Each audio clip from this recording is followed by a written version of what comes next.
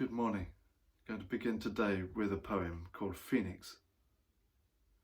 And yes, the greyest ashes do blaze again, given this fresh fuel, this fusing contact made, this match from the kindling cross, phosphorously lamping you with impossible new colour. As a child, I used to try to imagine entirely new colour. Have you ever done that? And used to think that perhaps in heaven that we would see colours that were utterly new. And of course, once you try to do that, you can't, of course. It's an alluring idea that there might be utterly new colours aside from the palette of shades and varieties of colours that we have from nature around us, and the only ones we see are the only ones we can imagine.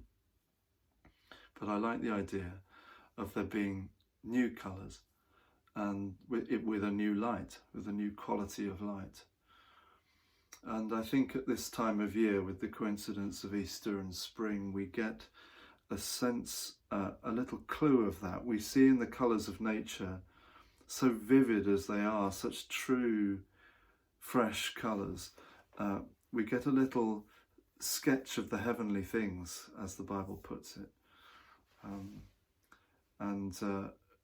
This is I don't know if you found that this time of confinement is a time of renewed interest in the varieties and the shades of nature around us. I was out on my run this morning and saw a yellowhammer in the tree, just this remarkable little shot of yellow. And in the garden the other day, playing French cricket with Tally, we saw a butterfly we'd not seen before, white butterfly with orange tips on the wings. And so we thought, let's check out what it is. And I Googled it, white butterfly with orange tips, and lo and behold, it's called the orange tip butterfly.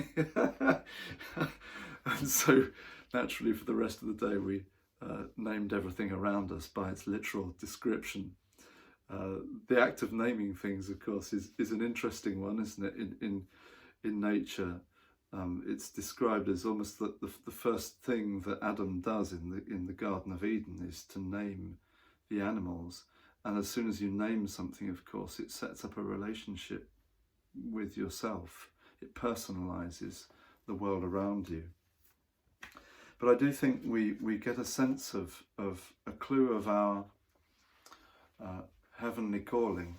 I know I would say that as a believer, but I do think that in looking at the world truly and steadily around us, we do get glimpses breaking through into the present of the heavenly country.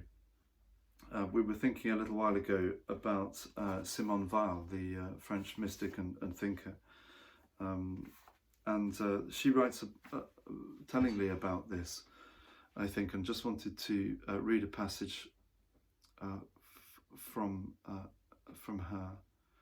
The truly precious things, she writes, are those which form ladders reaching towards the beauty of the world, openings onto it. And then she goes on to say, every human being has at their roots here below a certain terrestrial poetry, lovely phrase, certain terrestrial poetry, earthly poetry, a reflection of the heavenly glory, the link of which they are more or less vaguely conscious with their universal country.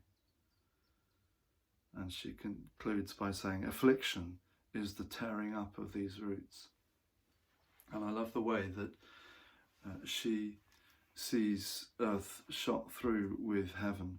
We know that it's hellish as well. We get sight of hell, I think, as well. But for the Christian believer, despite the way it's often been portrayed, heaven is not something utterly remote. It's infused and intermingled with the current world, and close by another dimension of reality that we see through to in those you almost might call them timeless moments. You get glimpses of eternity in occasions of truth, goodness and beauty and love. And so my prayer today is that you would see the heavenly country in what is before you today, and may God bless you as you go to ground.